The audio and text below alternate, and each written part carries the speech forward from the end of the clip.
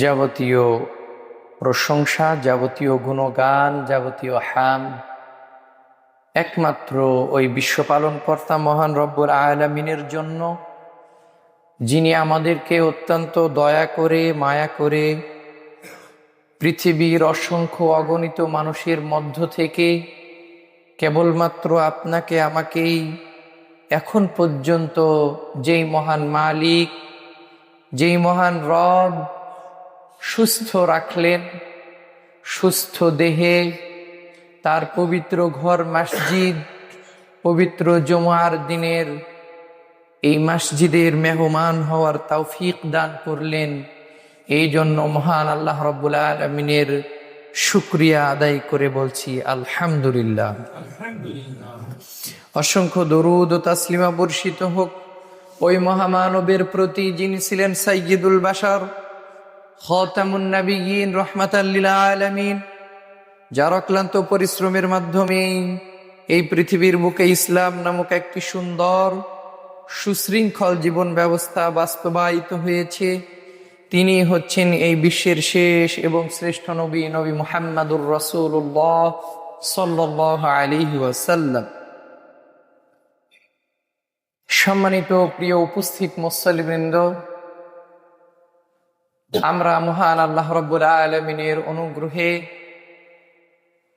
মহান আল্লাহ রাব্বুল আলামিনের দয়ায়, বিশেষ করে আমরা বাঙালি হিসেবে মহান আল্লাহ রাব্বুল আলামিন আমাদেরকে ৬টি ঋতু দান করেছেন। অপরূপ বৈচিত্র্য মণ্ডিত এই বাংলাদেশের এক একটি ঋতু আমাদেরকে এক একটি সংবাদ, এক একটি প্রকৃতি আপনাকে আমাকে উপহার দিয়ে থাকে, বলি আলহামদুলিল্লাহ। এটি কিন্তু আপনার আমার জন্য, বিশেষ করে বাংলাদেশের মানুষের জন্য অত্যন্ত বড় একটি উপহার, যে উপহার কিন্তু বিশ্বের অন্যান্য অধিকাংশ রাষ্ট্রেই কিন্তু তারা পায়নি। নানান কারণে বাংলাদেশের আবহাওয়া, জলবায়ু অত্যন্ত ভালো এবং আপনার আমার শরীরের জন্য এবং স্বাস্থ্যের জন্য, মানসিক সার্বিক বিষয়ে আপনার আমার জন্য উপকারী, যেটি মহান আল্লাহ রাব্বুল আলামিন পৃথিবীর আর অন্যান্য কোনো দেশে এইভাবে প্রদান করেন। সম্মানিত প্রিয় উপস্থিত মুসল্লিবৃন্দ, বলছিলাম যে মহান আল্লাহ রাব্বুল আলামিন আপনাকে আমাকে একটি উত্তপ্ত, গরম, কঠিন আবহাওয়া থেকে নতুন আরো একটি ঋতুতে আপনাকে আমাকে পৌঁছার তৌফিক দান করলেন। এই জন্য আবারও শুকরিয়া আদায় করে বলছি আলহামদুলিল্লাহ। আজকে আমরা জুমার দিনের এই সংক্ষিপ্ত সময়ে একটি অত্যন্ত গুরুত্বপূর্ণ বিষয়ে আলোচনা করতে চাই। তা হচ্ছে শীতকাল মুমিন মুসলমানের জন্য বিশেষভাবে ইবাদতের মৌসুম। সম্মানিত প্রিয় উপস্থিত মুসল্লিবৃন্দ, আমরা বিগত জুমাতে অত্যন্ত গুরুত্বপূর্ণ একটি ধারাবাহিক বিষয়ের উপরে আলোচনা করেছিলাম। আমরা আপনাদের কাছে আহ্বান রাখতে চাই, আমরা যে আলোচনাগুলি পবিত্র কোরআন এবং হাদিস থেকে শুনি, সারা সপ্তাহে যাই করি না কেন, পবিত্র জুমার দিনে কোরআন এবং হাদিস থেকে যে আলোচনাগুলি আপনাদের সম্মুখে করা হয়, তার একটি করেও যদি আপনি আমি আপনার আমার জীবনে বাস্তবায়ন করতে পারি, নিঃসন্দেহে আপনি আমি একজন সফল মুমিন হিসেবে এই পৃথিবী থেকে বিদায় নিতে পারবো ইনশাআল্লাহ। আমরা আলোচনা করেছিলাম দান সম্পর্কে, দান সাদকার গুরুত্ব, ফজিলত। পৃথিবীতে যারা দান করেছে এযাবৎকালীন মহান আল্লাহ রাব্বুল আলামিন তাদেরকে ইতিহাসের স্বর্ণাক্ষরে তাদের নাম লিপিবদ্ধ করে দিয়েছেন। যদিও অনেক দানবীর, অনেক দানশীল, তারা ইসলাম ধর্ম অথবা মুসলিম ব্যক্তিত্ব ছিল না। এটা আল্লাহ রাব্বুল আলামিনের একটি নিয়ামত, এটা আল্লাহ রাব্বুল আলামিনের পক্ষ থেকে মানুষের জন্য একটি বড় উপহার। যে যারাই দান করবে যুগে যুগে আল্লাহ রাব্বুল আলামিন তাদেরকে ইতিহাসের পাতায় লিখে দিবেন। যেমন হাতেম তায়ের কথা বলছিলাম, যেমন বলছিলাম হাজী মোহাম্মদ মহসিন, এইভাবে হযরত ওমর, হযরত আবু বকর as-সিদ্দিক রাদিয়াল্লাহু তাআলা আনহুম, হযরত উসমান আল গনি রাদিয়াল্লাহু তাআলা আনহু, তারা এই পৃথিবীতে শুধুমাত্র সাহাবী হিসেবে নয়, তারা জান্নাতি মানুষ হিসেবে নয়, শুধু তারা এই পৃথিবীতে কিন্তু ভিন্ন আরেকটি পরিচয়ও এখন পর্যন্ত এবং কিয়ামত পর্যন্ত টিকে থাকবে। তারা এই পৃথিবীতে ছিল দানশীল, দানবী। হযরত খাদিজাতুল কুবরা রাদিয়াল্লাহু তাআলা আনহা, তিনি ইসলামের জন্য তার সকল সম্পদ জনাবে মুহাম্মদুর রাসূলুল্লাহ সাল্লাল্লাহু আলাইহি সাল্লামের হাতে তুলে দিয়েছিলেন। সুবহানাল্লাহ।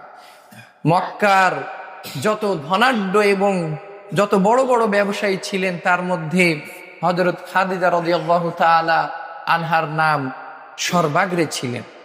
এই জন্য মা বোনদের উদ্দেশ্যে বলতে চাই যে আপনারা মনে করেন যে স্বামীর অধীনস্থে আছি, অতএব আমি কি দান করব, স্বামী যা দেয় তাই খাই, যা পড়তে দেয় তাই পড়ি, যা খরচ করতে দেয় তাই করি। না, আপনার স্বতন্ত্র আমলের হিসাব কিন্তু আল্লাহ রাব্বুল আলামিন নিবেন। কাজে আপনার আমলের ভিতরে দানের সওয়াব অবশ্যই অবশ্যই একটি বড় অংশ। কাজে আপনি কিভাবে দান করবেন, হযরত খাদিজা রাদিয়াল্লাহু তাআলা আনহাকে আপনারা মডেল হিসেবে নিতে পারেন। সম্মানিত প্রিয় উপস্থিত মুসল্লিবৃন্দ, পরিশেষে বলতে চাই, আমাদের এই মসজিদ, মাদ্রাসা, মক্তব, গোরস্থান যা কিছুই আপনারা ব্যবহার করছেন, যা কিছুই আপনারা আবাদ করছেন, নিঃসন্দেহে এটা একটি প্রশংসনীয় বিষয়। আপনাদেরকে পরিশেষে বলতে চাই, এই মসজিদ পরিচালনার দায়িত্ব কিন্তু আপনাদেরই। এই মসজিদ এত সুন্দর করেছেন, এই মসজিদকে টিকিয়ে রাখার দায়িত্ব, সৌন্দর্য রক্ষা করা, সালাত আদায় করা এবং যুগ যুগ এটিকে টিকিয়ে রাখা কিন্তু আপনাদেরই দায়িত্ব, আমাদেরই দায়িত্ব। এলাকার সন্তান হিসেবে, এলাকার নাগরিক হিসেবে আমাদের দায়িত্ব। সম্মানিত প্রিয় উপস্থিত মুসল্লিবৃন্দ, আপনাদেরকে বলতে চাই, এই পৃথিবী থেকে কিন্তু আপনি আমি সকলেই, যেইভাবে আপনার আমার পিতামাতা, যেইভাবে আপনার আমার দাদা দাদি বিদায় নিয়েছে, ঠিক সেইভাবে কিন্তু আমরা এই পৃথিবী থেকে বিদায় নিব। কিন্তু এই মসজিদ আল্লাহ রাব্বুল আলামিন চাইলে কিয়ামত পর্যন্ত থেকে যাবে। কাজেই এই মসজিদ, এই এলাকার মাদ্রাসা, মক্তব, গোরস্থান যা কিছুই আল্লাহর জন্য, এখানে কখনো কোনোদিন অংশগ্রহণ করতে, আপনার সাহায্য করতে আপনারা পিছপা হবেন না। কেননা এই পৃথিবী থেকে আপনি চলে যাবেন, কিন্তু এই মসজিদ থেকে যাবে। আল্লাহ রাব্বুল আলামিন আপনাকে টিকিয়ে রাখবেন এই মসজিদের একজন গুরুত্বপূর্ণ ব্যক্তি হিসেবে, দানশীল অথবা দানবীর হিসেবে। যতদিন মানুষ সালাত আদায় করবে, আল্লাহ রাব্বুল আলামিন আপনার কবরে কিন্তু সওয়াব পৌঁছিয়ে দিবেন। সুবহানাল্লাহ বিহামদিহি। কাজেই আমরা যেন কখনোই মসজিদ, মাদ্রাসা এবং গোরস্থান, আল্লাহর জন্য যা কিছু নির্মাণ করা হয়, এই কাজগুলি থেকে যেন আমরা পিছপা না হই। আল্লাহ রাব্বুল আলামিন তৌফিক দান করুন, আল্লাহুম্মা আমিন। সম্মানিত প্রিয় উপস্থিত মুসল্লিবৃন্দ, আমরা আজকে সংক্ষিপ্তভাবে আলোচনা করব শীতকাল একজন মুমিন মুসলমানের জন্য ইবাদতের মৌসুম। সম্মানিত প্রিয় উপস্থিত মুসল্লিবৃন্দ, ইতিমধ্যেই আমরা শীতের যেই হিমেল হাওয়া, শীতের যে কমল বাতাস, তা আপনাকে আমাকে স্পর্শ করেছে। আমরা কিন্তু বুঝতে পারছি শীতকাল চলে এসেছে। আমরা বিশেষভাবে শীতকাল বুঝতে পারি পৌষ এবং মাঘ মাসকে। আমরা অলরেডি এই মাসগুলির একেবারে নিকটে অবস্থান করছি। সম্মানিত প্রিয় উপস্থিত মুসল্লিবৃন্দ, শীতকাল যে একজন মুমিন মুসলমানের জন্য ইবাদতের মৌসুম, এ বিষয়টি আমি যে আপনাদেরকে বানিয়ে বানিয়ে বলছি এমনটি নয়। বিষয়টি সাহাবায়ে কেরাম আজমাইন দের পক্ষ থেকেও এসেছে। তারা এই শীতকালকে ইবাদতের মৌসুম মনে করতেন। যেমন শীতকাল আসলে ইবনু মাসউদ রাদিয়াল্লাহু তাআলা আনহু তিনি বলতেন, মারহাবাম বিশশিতাই ফিহি তানজিলুর রাহমা আমাল লাইল ফাতুলুল কাইম ওয়া আম্মা নাহার কাসিরু লিস-সাইম। অর্থাৎ যখন শীতকাল আসতো বিশেষ করে, তখন ইবনে মাসউদ রাদিয়াল্লাহু তাআলা আনহু তিনি শীতকালকে স্বাগতম জানাতেন, শীতকালকে স্বাগতম জানাতেন এবং তিনি বলতেন যে এটি আল্লাহ রাব্বুল আলামিনের পক্ষ থেকে একটি রহমত। এই সময় আল্লাহ রাব্বুল আলামিনের পক্ষ থেকে রহমত নাজিল হয়। নিঃসন্দেহে গরমের চাইতে যদি শীত তীব্রতর না হয় তাহলে এটা কিন্তু একটা উপভোগ্য বিষয়।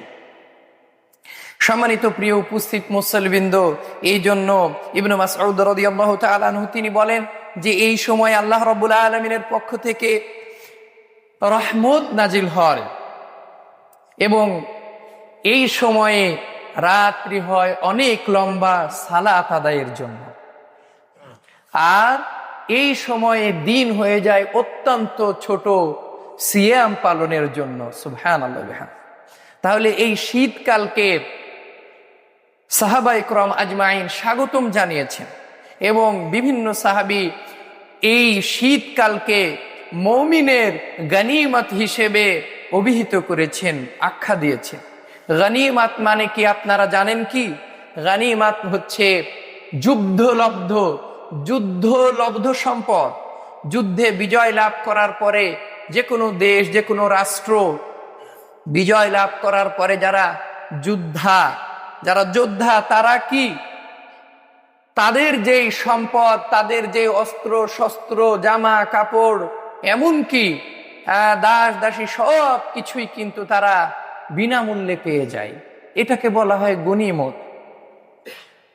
সাহাবায়ে কেরাম আজমাইন শীতকালকে এমন গনিমত হিসেবে আখ্যা দিয়েছেন, এমন গনিমত হিসেবে অবহিত করেছেন যে এই গনিমত অর্জন করতে কোনো রক্তপাত করতে হয় না। বলি সুবহানাল্লাহ। একটি যুদ্ধে রক্তপাত আছে না নাই? একটি যুদ্ধে মানুষ নিহত হয়, একটি যুদ্ধে মানুষ আহত হয়, চড়াই আছে, উতরাই আছে, বিপদ আছে, বালা আছে, মুসিবত আছে। তারপরে এক পক্ষ জয়লাভ করবে, আর এক পক্ষ পরাজিত হবে। এইভাবে যেই পক্ষ বিজয় লাভ করবে সেই গনিমতের ভাগীদার হবে। সম্মানিত প্রিয় উপস্থিত মুসল্লিবৃন্দ, কিন্তু শীতকাল এমন একটি গনিমত যে গনিমতে কোনো রক্তপাত নাই, যে গনিমত মহান আল্লাহ রাব্বুল আলামিনের পক্ষ থেকে উপহার একজন মুমিন মুসলমানের জন্য, যদি সে এটাকে ব্যবহার করতে পারে। কেননা কথা একটাই, রাত্রি অনেক বড়, দিন অনেক ছোট। সম্মানিত প্রিয় উপস্থিত মুসল্লিবৃন্দ, যেহেতু রাত্রি অনেক বড়, এই জন্য সাহাবায়ে কেরাম আজমাইন, মুজতাহিদিন, ইমামগণ এই সময়টাকে তাহাজ্জুদের জন্য, নিজেদের জন্য যেমনই ভাবে পরবর্তী প্রজন্মদের জন্যও কিন্তু তারা চিহ্ন রেখে গিয়েছেন। তারা কিন্তু বিভিন্ন কওল রেখে গিয়েছেন যে যেহেতু শীতকালে রাত অনেক বড়, এই জন্য এই শীতকালে একজন মুমিন মুসলমান তাহাজ্জুদের মতো একটি গুরুত্বপূর্ণ ইবাদতকে আঁকড়ে ধরতে পারে খুব সহজেই। অনেক বেশি ঘুম পেড়েও, অনেক বেশি আরাম করার পরেও কিন্তু তাহাজ্জুদের মতন যেই মহান ইবাদত, এই মহান ইবাদতটি কিন্তু তারা অনায়াসেই করতে পারে, কেননা রাত অনেক বড়। সম্মানিত প্রিয় উপস্থিত মুসল্লিবৃন্দ, তাহলে আসুন আমরা একটু সংক্ষিপ্তভাবে হলেও জানার চেষ্টা করি তাহাজ্জুদ আপনার আমার জন্য, একজন মুমিন মুসলমানের জন্য কতটা গুরুত্বপূর্ণ ইবাদত, কতটা মহান ইবাদত। যে ইবাদতকে যদি আপনি আমি আঁকড়ে ধরতে পারি তাহলে অবশ্যই একজন মানুষ হিসেবে, একজন মুমিন হিসেবে, একজন মুসলমান হিসেবে অবশ্যই আমরা সফলকাম হতে পারবো, এতে কোনো সন্দেহ নাই। বলি সুবহানাল্লাহ। তাহাজ্জুদ এমন একটি ইবাদত। আমি এই কথা কেন বললাম, এত সিউরিটি দিয়ে এই কথা কেন বললাম? একজন মানুষ তখনই তাহাজ্জুদ পড়বে যখন সে 5 ওয়াক্ত নামাজ, এই জন্য একজন মানুষ যখন 5 ওয়াক্ত নামাজি, অলরেডি সে সফলতার দ্বার প্রান্তে আছে। আর যদি সে তাহাজ্জুদ পড়ে তাহলে অবশ্যই অবশ্যই সে মহান সফলতার চূর্ণ শিখায় সে উঠে যাবে, আল্লাহ রাব্বুল আলামিনের আস্থাভাজন প্রিয়ভাজন হয়ে যাবে, এতে কোনো ধরনের কোনো সন্দেহ নাই। আল্লাহ রাব্বুল আলামিন বলেন, ওয়া মিনাল লাইলি ফাতাহাজ্জাত বিহি নাফিলাতাল লাকা আসা আন ইয়াবআসাকা রাব্বুকা মাকামান মাহমুদা। সূরা বানী ইসরাঈল সূরা নাম্বার 17 আয়াত নাম্বার 79। আল্লাহ রাব্বুল আলামিন বলেন, ওয়া মিনাল লাইল, রাতের একাংশে, ফাতাহাজ্জাত বিহি, আপনি তাহাজ্জুদে দাঁড়িয়ে যান, আসা আন ইয়াবআসাকা রাব্বুকা মাকামান মাহমুদা, আসা আন ইয়াবআসাকা, আসা আন ইয়াবআসাকা রাব্বুকা মাকামান মাহমুদা। এই দাঁড়িয়ে যাওয়া আল্লাহ রাব্বুল আলামিনের কাছে অতিরিক্ত ইবাদত হিসেবে পরিগণিত হবে এবং আল্লাহ রাব্বুল আলামিন এই ইবাদতের বিনিময়ে আপনাকে মাকামে মাহমুদে পৌঁছিয়ে দিতে পারেন বলি সুবহানাল্লাহ। মাকামে মাহমুদ হচ্ছে জান্নাতের সবচাইতে গুরুত্বপূর্ণ জায়গা, সবচাইতে উঁচু জায়গা, সবচাইতে সুন্দর জায়গা, সবচাইতে মর্যাদাপূর্ণ সম্মানিত জায়গা হচ্ছে মাকামে মাহমুদ, যেখানে আপনার আমার প্রিয় নবী বিশ্বনবী জনাবে মুহাম্মদুর রাসূলুল্লাহ সাল্লাল্লাহু আলাইহি সাল্লামকে আল্লাহ রাব্বুল আলামিন স্থান দিবেন।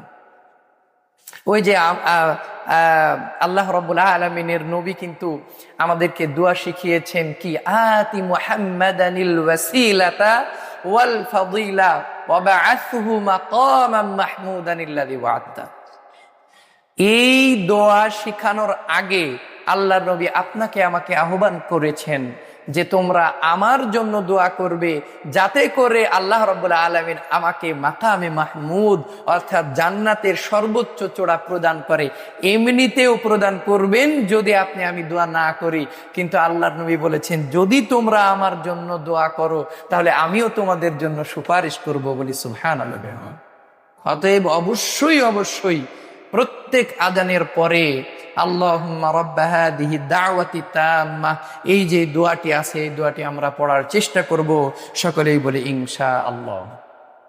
সম্মানিত প্রিয় উপস্থিত মুসল্লিবৃন্দ, তাহলে তাহাজ্জুদ আদায় করলে আল্লাহ রাব্বুল আলামিন যদি কবুল করেন, আমরা প্রকৃতপক্ষেই যদি আল্লাহর সন্তুষ্টির জন্য তাহাজ্জুদ আদায় করতে পারি, তাহলে আল্লাহ রাব্বুল আলামিন আমাদেরকে জান্নাতের চূড়া প্রদান করবেন সুবহানাল্লাহ।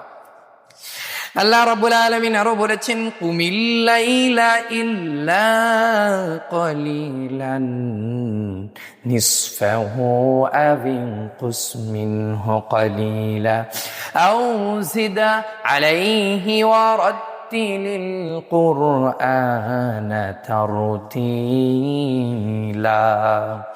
সূরা মুজাম্মিল সূরা নাম্বার 73 আয়াত নাম্বার 2, 3, 4 আল্লাহ রাব্বুল আলামিন বলেন, কুমিল লাইলা ইল্লা কলিলা, কুমিল লাইলা ইল্লা কলিলা, আপনি রাতের এক অংশে দাঁড়িয়ে যান, নিসফাহু আবিন কুসমিনহু কলিলা, রাতের এক অংশে অথবা রাতের অর্ধাংশে আপনি দাঁড়িয়ে যান, একটু বেশি অথবা একটু কম, আউজিদ আলাইহি ওয়ারাতিলিল কুরআনা তারতিলা, আপনি দাঁড়িয়ে যান তাহাজ্জুদের সালাত আদায় করুন, একটু কম অথবা বেশি, আউজিদ আলাইহি ওয়ারাতিলিল কুরআনা তারতিলা, আর আপনি কোরআন তেলাওয়াত করুন তারতিলের সাথে।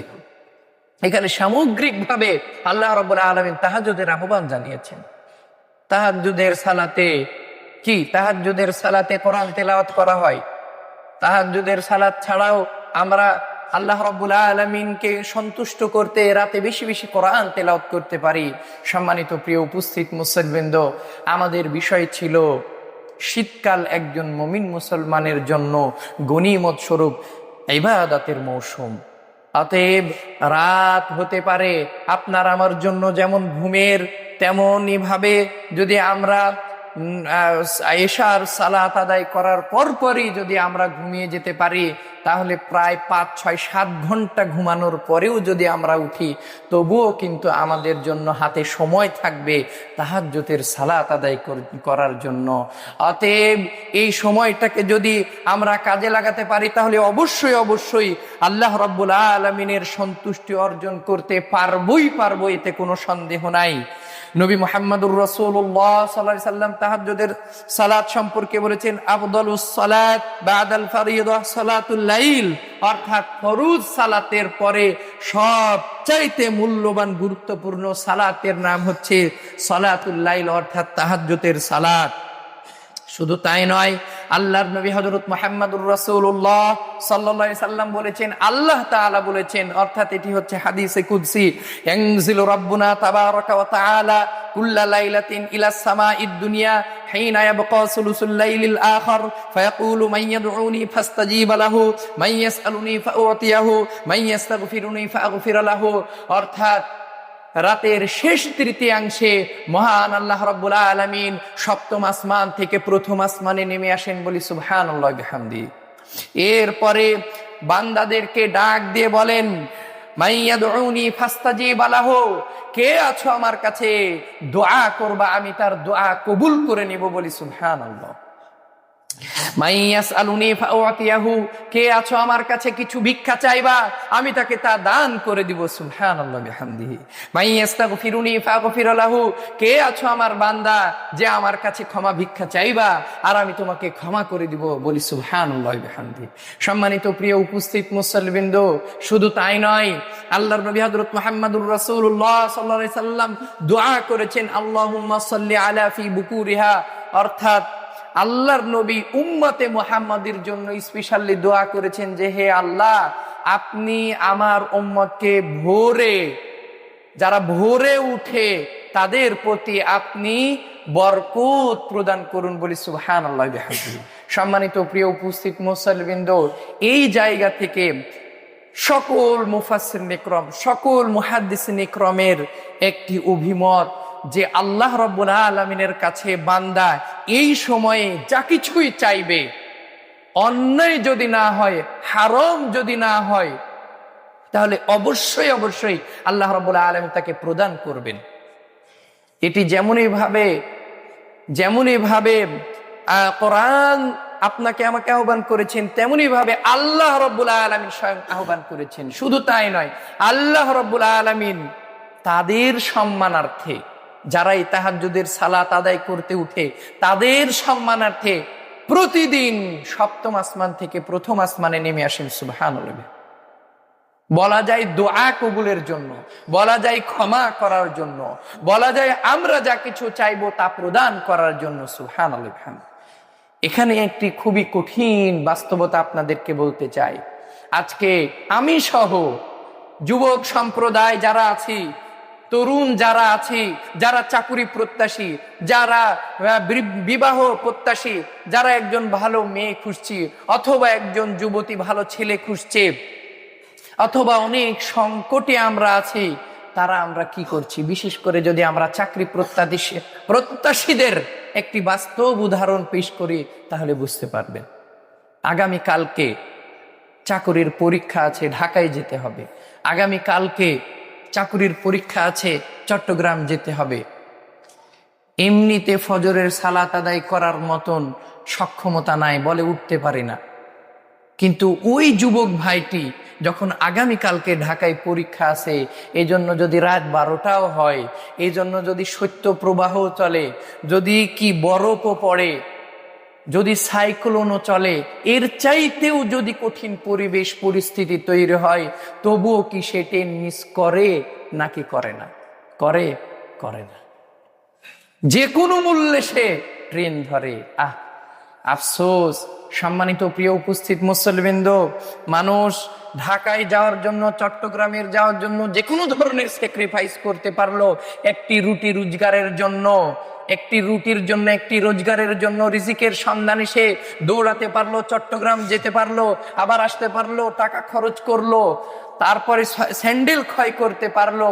কিন্তু আল্লাহ রাব্বুল আলামিন এত আরামের সাথে, এত আয়েশের সাথে নিজ বাড়িতে নিজ গৃহে, তাও আবার এমন একটা সময় যেই সময়ে শান্ত, যেই সময় নিস্তব্ধ, যেই সময় গরমের সময়েও হিমেল বাতাস বয়, ওই সময়ে আল্লাহ রাব্বুল আলামিন আপনার আমার জন্য প্রথম আসমানে নেমে আসলেন। আসার পরে বললেন, বান্দা তোমার কি চাওয়া আছে আমার কাছে চাও, আমি তোমাকে দান করব। কি চাওয়া আছে আমার কাছে চাও, আমি তোমাকে দান করব। কিন্তু যুবক ভাই এটা করতে পারলো না, আমিও পারলাম না, আপনিও পারলেন না। অথচ রিজিকের সন্ধানে, একটি চাকুরির জন্য অথবা একটি কাজের সন্ধানে স্যান্ডেল ক্ষয় করে ফেললাম। রোদে, বৃষ্টিতে, সাইক্লোনে, বর্ষায়, গ্রীষ্মে সব কিছু উপেক্ষা করে কি করলাম? ছুটে চললাম। কিন্তু আল্লাহ রাব্বুল আলামিনের কাছে একটু ফজরের আগ দিয়ে উঠে দুহাত তুলে বলতে পারলাম না, আল্লাহ আমার জন্য সুইটেবল হয়, আমার শরীরের জন্য যেটা ভালো হয়, আমার পরিবারের জন্য যেটা ভালো হয়, যেটা আমি পছন্দ করি, যেটা আমার জন্য কল্যাণকর, যেই চাকুরিটা, যেই রিজিকের সন্ধানটা আমি আমার বাড়ি থেকেই আমি করতে পারবো, এমন একটি রিজিক আপনি আমাকে মিলিয়ে দিন। এই কাজটি যুবক ভাইরা করতে পারলো না। কেননা আজকে আমাদের এই সমাজ, কথিত সভ্য সমাজ, আজকে আমাদের কাছে রাত্রি মানে হচ্ছে রাত 12টা অথবা 1টা, তখন আমাদের কাছে রাত। সন্ধ্যা আমাদের কাছে রাতই না, এটা সন্ধ্যা। রাত 8টা, 9টা, 10টা এটা আমাদের কাছে সন্ধ্যা। আর রাত মানে রাত 2টা, 1টা। অতএব রাত 2টা, 1টা যদি রাত হয়, তাহলে ঘুম হবে ওই সময়ে যখন আল্লাহ আপনাকে এসে ডাকছেন। অতএব সম্মানিত প্রিয় উপস্থিত মুসল্লিবৃন্দ, আপনাদেরকে বিনীতভাবে বলতে চাই, এই শীতকাল আপনাকে আমাকে একটি অফারের জন্য আল্লাহ রাব্বুল আলামিন দিয়েছেন। এই অফারকে গ্রহণ করে তাড়াতাড়ি ঘুমিয়ে গিয়ে, বিশেষ যদি আমরা 8টা 9টাতেও ঘুমাই, তাও আমি হিসাব করে দেখেছি মোটামুটি প্রায় 6-7 ঘন্টা ঘুম হবে। এরপরেও যদি উঠেন, 2 রাকাত নামাজ পড়েন, 2 রাকাত তাহাজ্জুদের সালাত আদায় করে আল্লাহর কাছে আপনার যেই না পাওয়া বিষয়গুলি আছে সেইগুলি চেয়ে নিন, আল্লাহ রাব্বুল আলামিন অবশ্যই আপনাকে দান করবে। আপনি মানুষের কাছে ধন্না না ধরে, মানুষের কাছে কান্নাকাটি না করে আল্লাহ রাব্বুল আলামিনের জন্য এক ফোঁটা অশ্রু ঝরান। আল্লাহর নবী হযরত মুহাম্মদুর রাসূলুল্লাহ সাল্লাল্লাহু আলাইহি ওয়াসাল্লাম বলেছেন, যে ব্যক্তি আল্লাহর জন্য এক ফোঁটা অশ্রু ঝরায়, ওই ব্যক্তির জন্য জাহান্নামে যাওয়া এমন কঠিন হয়ে যায়, যেমনই ভাবে গরুর বাট থেকে দুধ বের করার পরে ওই দুধ গরুর বাটে ঢুকিয়ে দেওয়া যেমনই কঠিন হয়, বলি সুবহানাল্লাহ। অতএব আজকে আমরা কান্নাকাটি করি বইয়ের জন্য, মায়ের জন্য, বাবার জন্য, তারপরে আরো অনেকের জন্য কান্নাকাটি করি, কিন্তু যেই মহান মালিক, যেই মহান রবের কাছে কান্নাকাটি করলে আসলেই কাজ হবে, তার কাছে কান্নাকাটি করি না। সম্মানিত প্রিয় উপস্থিত মুসল্লিবৃন্দ, আসুন আমরা এই শীতকালকে মূল্যায়ন করার চেষ্টা করি, তাহাজ্জুদ গুজারি হওয়ার চেষ্টা করি। প্রত্যেক দিন না পারলে একদিন পর পরে করি, একদিন পর পরে না পারলে 3 দিন পরে করার চেষ্টা করি। এইভাবে আস্তে আস্তে আয়ত্তে নিয়ে আসার চেষ্টা করি। আল্লাহ রাব্বুল আলামিন আমাদের সকল কিছু বৈধতা দান করেছেন। এখন তো বাড়িতে বাড়িতে গিজারের ব্যবস্থা আছে, সুবহানাল্লাহ। আল্লাহ রাব্বুল আলামিন আমাদেরকে কত নিয়ামত দান করেছেন। এই শীতে রুম হিটার আছে, অথচ আপনি আমি যত নিয়ামত আছে সব কিছুকে যদি একত্রিত করে, অর্থাৎ বাড়িকে যদি আমি উষ্ণ করে ফেলি, তাতে আল্লাহ রাব্বুল আলামিনের কোনো নিষেধাজ্ঞা নাই। আমি যদি গিজার দিয়ে গরম পানি বানিয়ে যদি আমি ওযু করি, গোসল করি, তারপরে আবার ওই হিটার দ্বারা উষ্ণ করা রুমেও যদি আপনি ইবাদত করি, অর্থাৎ গরমের দিন বানাই, মানে আমি খালি গায়ে থাকবো অথবা একটা গেঞ্জি গায়ে দিয়ে থাকবো, কিন্তু আমার কষ্ট হবে না, এমনও যদি হয়, আল্লাহ রাব্বুল আলামিন নিষেধাজ্ঞা দেননি, এত নিয়ামত দিয়েছেন। আসুন সকল নিয়ামতগুলোকে ভোগ করি, কিন্তু আল্লাহ রাব্বুল আলামিনের একটু কৃতজ্ঞতা স্বীকার করি, আল্লাহ রাব্বুল আলামিনের জন্য একটু ইবাদত করি। আল্লাহ রাব্বুল আলামিন আমাদের সবাইকে তৌফিক দান করুন, আল্লাহুম্মা আমিন। সম্মানিত প্রিয় উপস্থিত মুসল্লিবৃন্দ, আল্লাহর নবী বলেছেন যে, আলা আদুল্লুকুম আলা মা ইয়ামহুল্লাহু বিহিল খাতায়া ওয়া ইয়ারফাউদ দারাজাত। ويرفع الدرجات قالوا بلى يا رسول الله إسباغ الوضوء على مكاره وكثر الخطى إلى المساجد وانتظار الصلاة بعد الصلاة فعليكم الرباط। অর্থাৎ আল্লাহর নবী বলেছেন যে আমি কি তোমাদেরকে এমন একটি আমলের কথা বলে দিব না যে আমলটি করলে আল্লাহ রাব্বুল আলামিন তোমাদের গুনাহ খাতা মাফ করে দিবেন। সুবহানাল্লাহ। ওয়া ইয়ারফাউ বিহি দারাজাত, আর আল্লাহ রাব্বুল আলামিন তোমাদের মর্যাদা বৃদ্ধি করে দিবেন। তখন সাহাবীরা বললেন অবশ্যই ইয়া রাসূলুল্লাহ, আপনি বলে দিন। আল্লাহর নবী বললেন ইসবাগুল উযুই আলা মাকারিহি, অর্থাৎ কষ্ট হওয়া সত্ত্বেও বেশি বেশি ওযু করো। তো ঠান্ডার দিনে কিন্তু ওযু করা একটু কষ্টকর। আল্লাহর নবী এই ভাষাটি ব্যবহার করেছেন যে কষ্ট হলেও বেশি বেশি ওযু করো, যখনই ওযু ভেঙে যায় তখনই ওযু করো। তো এই মৌসুমে যদি আমরা ওযু বেশি বেশি করি তাহলে অবশ্যই অবশ্যই কিন্তু আল্লাহ রাব্বুল আলামিনের কাছে আমরা প্রিয় পাত্র হতে পারবো। ওয়াকাসরুল খুতা ইলাল মাসাজিদ, বেশি বেশি মসজিদের দিকে যাও।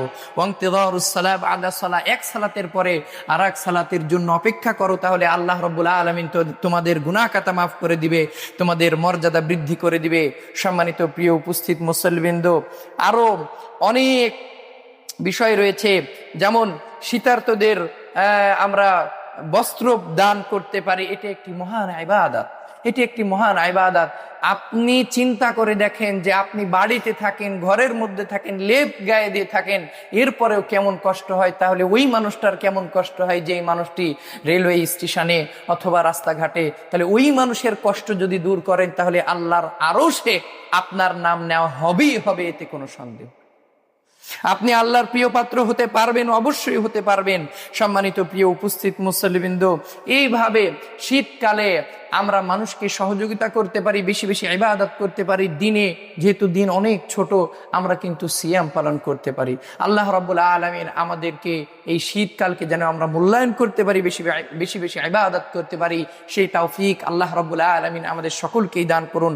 আল্লাহুম্মা আমিন। ওয়া মা আলাইনা ইল্লাল বালাগ।